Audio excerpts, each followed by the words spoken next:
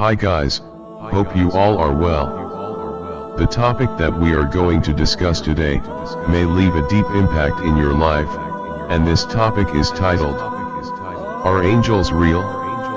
These incredible stories will leave you wondering. Discover the truth about angels as we explore their existence through compelling stories. From art to faith, delve into the mysteries of these heavenly beings. And also, if you are new to our channel, then subscribe to the channel so that you get new updates. So without wasting time, let's start talking about today's topic. A man in a suit in India. It was 1994 and my friend and I had just arrived in India for our physio placement, but no one met us at the station.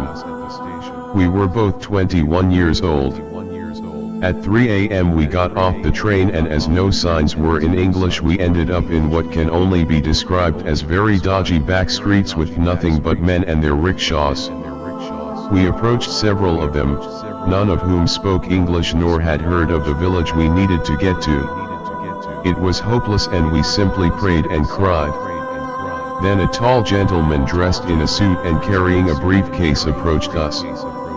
He was totally out of context. He knew the village and even exactly where the hospital was we were due to stay in. He instructed one of the drivers and got a guard to accompany us the entire journey and told us how much money to give the driver. He then disappeared. On reflection, we could only conclude he was an angel. Florence Millikan. A man in a suit in London. About 20 years ago now, I was once in a desperate state. My relationship was breaking up, and I was very stressed at work. One day I was very late for a meeting in North Wales. I had just picked up my hire car and was driving up Great Portland Street in London when my back tire suddenly went flat. I had never changed a tire. It was a hire car I wasn't familiar with. It was raining very hard and, to cap it off, it was rush hour. I was staring helplessly at the flat tire when a businessman in a suit stopped, opened the boot, jacked up the car, and changed the tire. When I turned to thank him, he had disappeared into the crowd. Michael. A flaming body, a bright light. In the early days of the 24/7 prayer movement in Chichester, we were often waking up in the small hours and traveling to the prayer room. One time, as I was waking, an angel sort of appeared in my bedroom.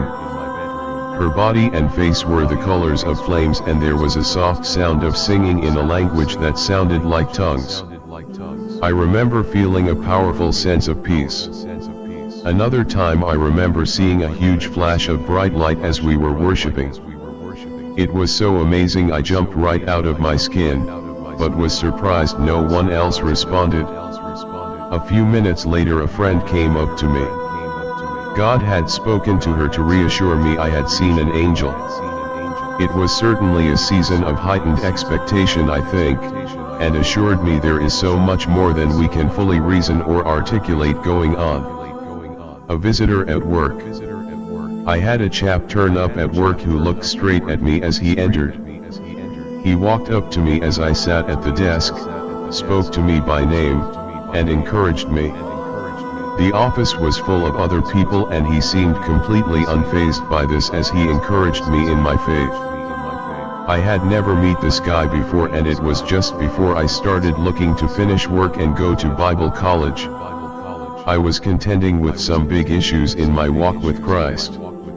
At the end of our conversation, by which time I was sitting back in my chair in wonder, he made the comment for everyone in the office, "Oh, I suppose I should purchase something.